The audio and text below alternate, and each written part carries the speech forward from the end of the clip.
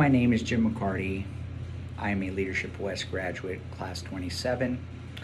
It is my distinct honor and privilege to be able to provide human services to what I believe is one of our nation's greatest national treasures, men and women in the military and their families.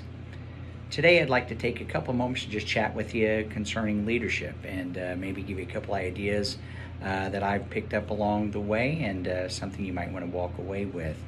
To be a leader, I think one of the most important things you could ever grasp is understanding the importance of team. Not just the concept, but the importance of team. I grew up overseas playing football. You guys here in the United States call it soccer. I continue to call it football. Regardless, one of the things I learned very early on in my formative years was the fact that a team was made up of individuals. But individuals were the engine that made the team, and that they were inseparable. And so you can't have one without the other, and that was something I learned early on. In football, you had 11 players. You had a goalkeeper, defenders, midfielders, strikers, all of which had unique skills, talents, and abilities, but all who would work in concert to do one thing: keep the ball out of your defended goal and put the goal in your opponent's. And so from there, I learned real quickly that if you were going to be a winner, certainly you had to be a good defender, certainly you had to be a good striker, certainly we need a good goalkeeper. But none of those in and of themselves could make the team win. We all needed to work in concert, in complete harmony with one another. And that was another thing that I've learned along the way and kind of superimposed in my own leadership walk, and that is to understand that each position is important and valuable, but not always are we able to trade those positions. In other words, you can't make a goalie a striker. It's just two different skill sets. That doesn't mean the striker is better than the goalkeeper and the goalkeeper is better than the striker.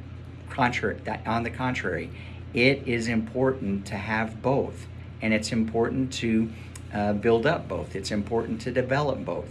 And so I think as a leader, looking at your team, it's vital to take a look at and find out, what does a person do well and where is their weakness. Speaking of weakness, as with any team, as with any person, some of us have good days and some of us have bad days.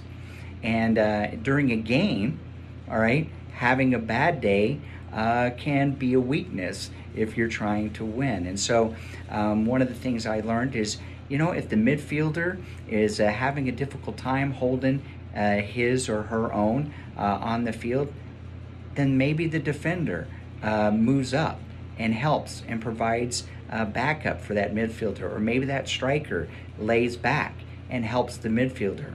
Why? Why would that striker want to do that? Why would that defender want to do that? Because he wants to help his teammate, because he wants to see his teammate be successful, because he wants to see the team as a whole win.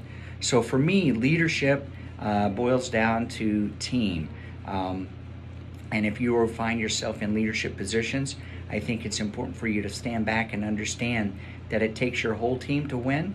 And when one person isn't winning, that's when you need to come in and help that person to get them back into shape to where you can see your team win. So I boil it down to team. Like my mom used to always say, Jim, all you ever think about is playing, and that served me well in my life. That served me well in my career, because I found that when my teams are winning is when I have the most fun in my vocation. So I hope you get a little bit out of this. Again, the power of team is driven by individuals, but individuals make up the team.